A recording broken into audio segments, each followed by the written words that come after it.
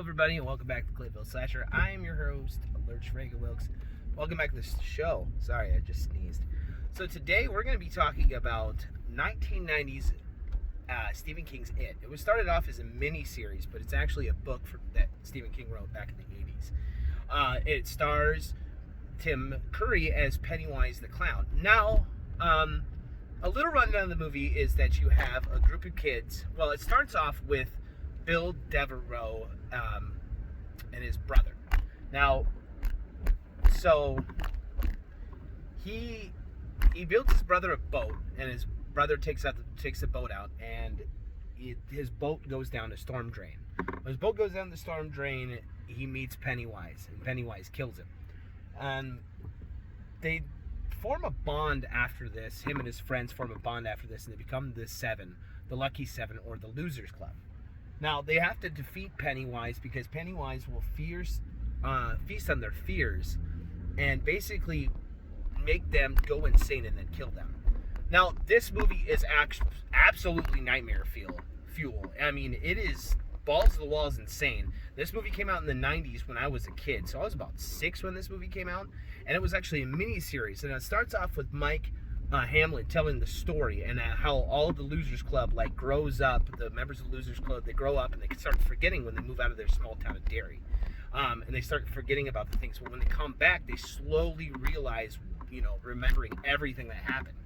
Now, it did get a remake in 2017, and Bill Skarsgård took over. Now, the differences between these two films is that I have a love for both of them. I think that both of them hold up their merits. I think both of them are very, very good. However, the 2017 movie really stands out to me because it really followed the book. Now, I was a fan of the book. I loved the book. And it's split up into 2 chapters. Now, the 1990 miniseries, it was a miniseries, so it had several different episodes over the course of a week. So it did show both parts, but there are a lot of things that the original film leaves out. The new film puts in. Sorry, I'm driving.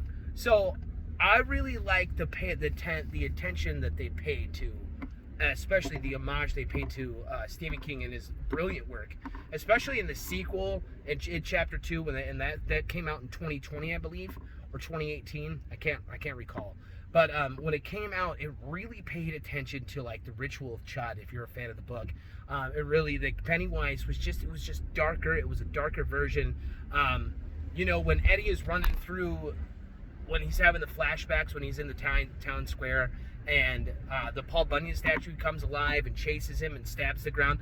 All that part was in the book. Adrian and his boyfriend, that was in the book as well. So I really liked the way that they paid attention. But I have love for both films.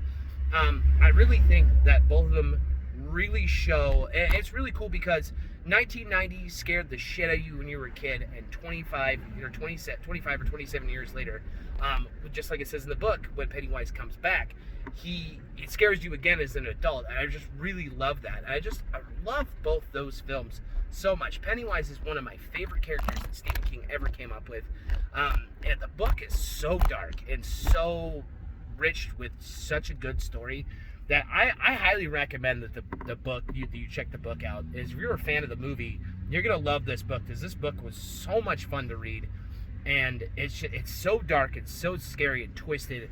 And I have to give it up for Bill Skarsgård.